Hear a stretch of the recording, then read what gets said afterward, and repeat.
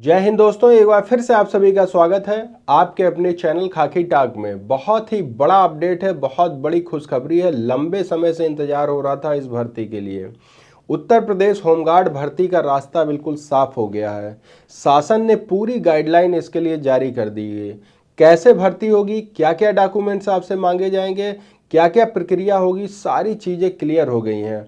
बहुत बड़े अपडेट के साथ ये भर्ती निकलकर सामने आ रही है। लंबे समय से इंतजार था, जब से कुंभ चालू हुआ था उसके 6 महीने पहले इसका नोटिफिकेशन आया था कि भर्ती प्रक्रिया को पूरा करके होमगार्ड के जवान जो है कुंभ मेले में ड्यूटी करेंगे। पूरी तैयारियां थी, लेकिन अभी तक इस वैकेंसी का कोई भी अता पता नहीं चल रहा था। लेकिन इसके लिए गाइडलाइन जारी हो चुकी है, सब चीज़ें क्लियर हो चुकी हैं। अब इसकी भर्ती जो होगी इसके लिए भी आपको पता चल गया है। बहुत से अनुमान लगाए जा रहे थे कि हाई स्कूल पास मांगा जाएगा कि इंटर पास मांगा जाएगा, एग्ज़ाम होगा या नहीं होगा, आयु सीमा क्या रखी जाएगी। क्योंकि इससे पहले जितनी भी होमगार्ड की भर्ती हुई है केवल और केवल 10th पास पे हुई है, और वो भी मेरिट के हिसाब से। लेकिन इस बार पूरा रास्ता क्लियर हो गया है कि आपकी भर्ती होगी कैसे। देखिए, भर्ती की पूरी प्रक्रिया डिटेल में समझाऊंगा, बस वीडियो में लास्ट तक आप बने रहिएगा, स्किप बिल्कुल मत करिए। क्योंकि इस भर्ती का इंतजार आपको लंबे समय से था। एक अच्छी रेपुटेटेड जॉब है। जो बच्चे चूक गए थे उत्तर प्रदेश पुलिस भर्ती कांस्टेबल में, उनके लिए ये बहुत ही आसान हो जाएगा। और अगर आप इस होमगार्ड में भर्ती में नौकरी करते हैं तो कहीं ना कहीं जो पुलिस की वैकेंसी आने वाली है उत्तर प्रदेश में, वहाँ आपको फिर इसका वेटेज मिलेगा। फिर आप इसी से सेलेक्ट होकर उत्तर प्रदेश का बैज यहाँ पर लगा लेंगे। देखिए, ये जो आया है इसमें है उत्तर प्रदेश में 45,000 से अधिक होमगार्ड स्वयंसेवकों की भर्ती का रास्ता साफ हो गया। यानी कि कितने, 45,000। जो लोग अंदाज़ा लगाते थे कि भर्ती आएगी 50,000, 55,000, 48,000, ये चीज़ें क्लियर हो गई। 45,000 पद आपके आ रहे हैं, बहुत बड़े पद हैं। इनकी भर्ती सिपाही की तर्ज पर होगी। निष्पक्ष व पारदर्शी भर्ती के लिए उत्तर प्रदेश भर्ती एवं प्रोन्नति बोर्ड को इसकी जिम्मेदारी दी गई है। जिलेबाज भर्ती होती थी, धांधली बहुत होती थी, किसका सिलेक्शन हो जाता था किसका नहीं होता, किसी को कुछ नहीं पता होता था। लेकिन इस बार पूरी जिम्मेदारी दे दी गई है पुलिस भर्ती एवं प्रोन्नति बोर्ड को। और जान रहे हैं जो इससे पहले 2 वैकेंसी जो हुई है पुलिस की, कितनी निष्पक्ष तरीके से कराया है भर्ती बोर्ड ने, इसका अंदाज़ा आप स्वयं लगा सकते हैं। ठीक है, जिलेवार होमगार्ड स्वयंसेवकों के रिक्त पदों के अनुरूप आवेदन का ऑनलाइन पंजीकरण किया जाएगा। कैसे होगा? ऑनलाइन। कुछ चीज़ें आप नोट करते चलिए। ऑनलाइन आपका रजिस्ट्रेशन होगा और यहाँ आपको गड़बड़ी नहीं करनी है। अगर यहाँ चूके तो पूरी भर्ती प्रक्रिया से आउट। ठीक है, शासन ने इसके लिए उत्तर प्रदेश होमगार्ड एनरोलमेंट मार्गदर्शिका जारी कर दी गई है। शासन के अनुरूप सभी जिलों में होमगार्ड के रिक्त पदों का पंजीकरण की कार्रवाई पुलिस भर्ती बोर्ड द्वारा की जाएगी। होमगार्ड के पंजीकरण इसके निवास के जिले में उत्पन्न रिक्तियों के अनुसार होमगार्ड विभाग द्वारा भेजे गए अध्याचन के अनुरूप होगा। यानी कि मान लीजिए आप रहने वाले हैं लखनऊ के रहने वाले हैं और यहाँ पर आपके पद जो खाली हैं वो समझ लीजिए 5,000 होमगार्ड के पद खाली हैं। कितने? 5,000 पद आपके खाली हैं होमगार्ड के। तो यहाँ की भर्ती का जो रूल बनेगा वो 5,000 के हिसाब से बनेगा। आप रहने वाले हैं जालौन के यहाँ पद खाली हैं 500, तो यहाँ केवल 500 लोगों के हिसाब से बनेगा। क्यों? आगे मैं आपको बताता हूँ। ठीक है, अध्याचन के अनुरूप पंजीकरण 1 जुलाई से प्रारंभ हो जाएगा। कब से हो जाएगा? 1 जुलाई से प्रारंभ होगा। जिलेवार रिक्तियों की जानकारी होमगार्ड जिला कमांडेंट देंगे। वर्ष के दौरान जाने वाली रिक्तियों की संख्या अनुसूचित जात, अनुसूचित जनजाति एवं आर्थिक कमजोर वर्ग के लिए आरक्षित की जाने वाली रिक्तियों की संख्या की पूरी जानकारी प्राप्त हो चुकी है। ठीक है, आरक्षण की गणना के बाद निर्धारित प्रारूप में पुलिस भर्ती बोर्ड को भेजा जा चुका है। न्यूनतम आयु आपकी 18 से 30 वर्ष। कितनी आयु रखी गई है आपकी? 18 से 30 वर्ष की आयु रखी गई है। 18 से 30 वर्ष जो बच्चे पूरे हो चुके हैं इस वैकेंसी का फॉर्म भर देंगे। एससी को और एसटी को 5 साल की छूट, ओबीसी को 3 साल की यहाँ पर छूट देखने को मिल जाएगी, यानी कि 30 और 5 35 हो जाता है और यहाँ पर 33 हो जाता है। इतने तक आप फॉर्म भरिए। भर्ती में एनसीसी व भारत स्काउट गाइड एवं प्रमाण पत्र के लिए 3 अंक अधिक मिलेंगे। अगर आपने एनसीसी कर रखा है या स्काउट गाइड का सर्टिफिकेट है तो 3 अंक आपको अलग से मिलेंगे। आपदा मित्र प्रशिक्षण के प्रमाण पत्र धारकों को 3 अंक व ड्राइविंग लाइसेंस धारकों को 4 अंक अतिरिक्त दिए जाएंगे। सारी चीज़ें आप नोट करके रखिए। अभी आपके पास समय है, समझ रहे हैं ना, अभी समय है आपके पास, इसलिए मैं कह रहा हूँ। आयु प्रमाण पत्र के लिए हाई स्कूल अथवा समकक्ष परीक्षा का प्रमाण पत्र मान्य होगा। ठीक। पंजीकरण के लिए आवेदन शुल्क का निर्धारण भर्ती बोर्ड के अधिकारी डीजी होमगार्ड के विमर्श के आधार पर करेंगे। मतलब कि अभी क्लियर नहीं हुआ है कि आपका जो रजिस्ट्रेशन फ़ी है वो कितना लिया जाएगा। मैक्सिमम, मैक्स टू मैक्स मैं मान के चलता हूँ यहाँ 200 रुपये मैक्सिमम, अगर बढ़ा देंगे तो 300 रुपये, बस इससे ज़्यादा आपका फीस यहाँ पे नहीं लगने वाला है। भर्ती बोर्ड 100 अंकों की लिखित परीक्षा कराएगी जो 2 घंटे की होगी। समझ रहे हैं, क्लियर है सारी चीज़ें, आप बिल्कुल डाउट ना रखिए क्योंकि यहाँ चीज़ें सब कुछ बताई जा रही हैं।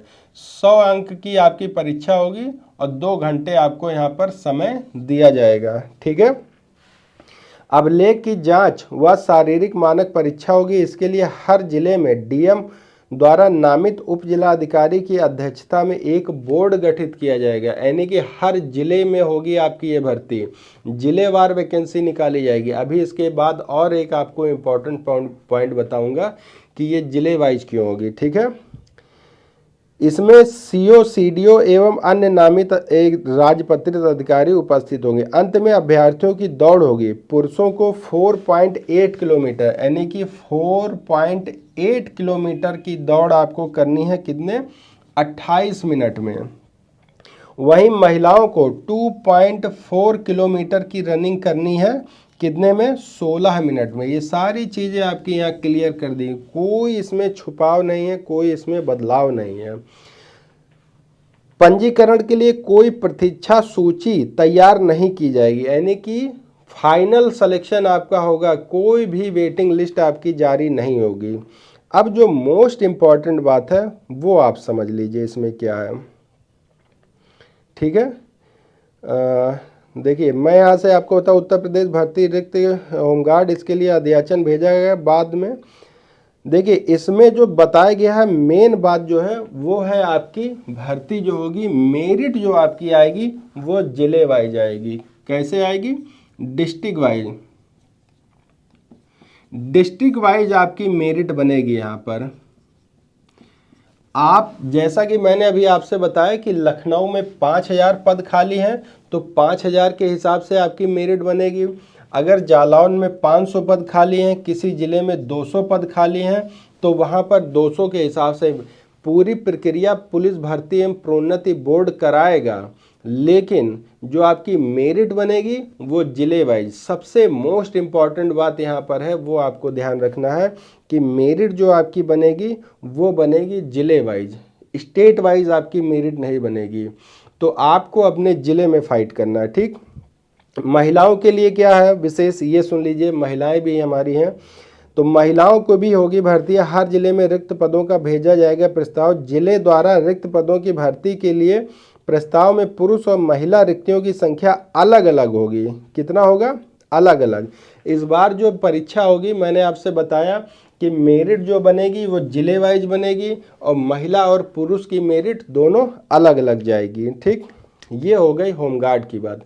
अब यहाँ बहुत से बच्चों का सवाल आएगा कि सर पुलिस भर्ती एवं प्रोन्नति बोर्ड जब इसकी तैयारी कर रहा है और कांस्टेबल की तर्ज पर ये परीक्षा होने वाली है, तो कांस्टेबल के बारे में मैं मोटा मोटा जल्दी से जल्दी एक बार आपको बता दे रहा हूँ कि इसी तर्ज पर आपकी परीक्षा ये होगी। जल्दी जल्दी आप नोट कर लिए, बहुत से बच्चे जानते हैं और बहुत से बच्चे नहीं जानते हैं। ठीक है। देखिए सबसे पहले तो जब आप रजिस्ट्रेशन करेंगे उसके बाद आपकी एक लिखित परीक्षा होगी। लिखित परीक्षा जैसे कि बता दिया गया 100 नंबर का होगा, 2 घंटा आपको दिया जाएगा। इसमें आपका रीजनिंग, मैथ, जनरल अवेयरनेस और आपसे हिंदी पूछी जाएगी। ठीक। और आपकी ये परीक्षा जो होगी वो होगी ऑनलाइन या ऑफलाइन, अभी ये क्लियर नहीं किया गया है। हो सकता है OMR पे हो या हो सकता है ऑनलाइन भी हो, लेकिन जहाँ तक संभावना है 90% OMR पे होगी। फिर आपके डॉक्यूमेंट्स का वेरिफिकेशन होगा। फिर इसके बाद में आपका शारीरिक मानक परीक्षण, यानी कि आपका हाइट चेस्ट वेट नापा जाएगा। उसमें अगर आप फिट होते हैं तो आप सफल हो जाए। जैसे कि मान लीजिए कांस्टेबल के लिए यहाँ न्यूनतम ऊंचाई 168 सेंटीमीटर मांगी गई थी, SC ST के लिए 160 सेंटीमीटर, सीना आपका 79 सेंटीमीटर और 77 सेंटीमीटर मांगा गया था। तो सेम वही प्रक्रिया होमगार्ड में भी रहेगी, कुछ इसमें बदलाव आपको देखने को नहीं मिलेगा। दौड़ के बारे में मैंने आपसे बता दिया है। फिर इसके बाद आपकी शारीरिक दक्षता परीक्षा, जिसको फिजिकल इफिशियंसी टेस्ट बोलते हैं, जहां आपकी केवल दौड़ होगी। इसमें अगर आप सेलेक्ट हो जाते हैं फिर आपका मेरिट बनेगी। तो आप भर्ती प्रक्रिया समझ गए हैं कि सबसे पहले आपका एग्ज़ाम, फिर डॉक्यूमेंट्स वेरिफिकेशन, फिर आपका फिजिकल स्टैंडर्ड टेस्ट, फिर फिजिकल इफिशियंसी टेस्ट। इसके बाद फाइनल मेरिट बनेगी और वहीं से आपका सिलेक्शन हो जाएगा। तो जो बच्चे इंटरेस्टेड हैं सारे डॉक्यूमेंट्स कंप्लीट करा लीजिए, क्योंकि NCC का भी फ़ायदा मिलने जा रहा है, ड्राइविंग लाइसेंस का भी फ़ायदा मिलने जा रहा है आपको। अगर 2 व्हीलर चलाते हैं उसका अलग फ़ायदा है, 4 व्हीलर का अलग फ़ायदा है।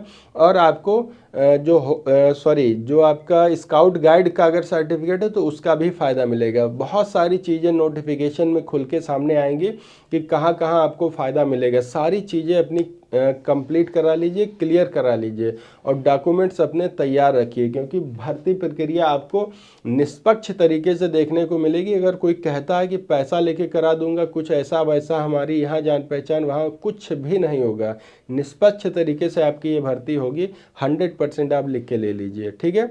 इससे रिलेटेड कोई डाउट है, कोई सवाल है तो बेशक मुझे करिएगा। मिलते हैं एक और इन्फॉर्मेटिव वीडियो के साथ, तब तक आप सभी को जय हिंद, जय भारत।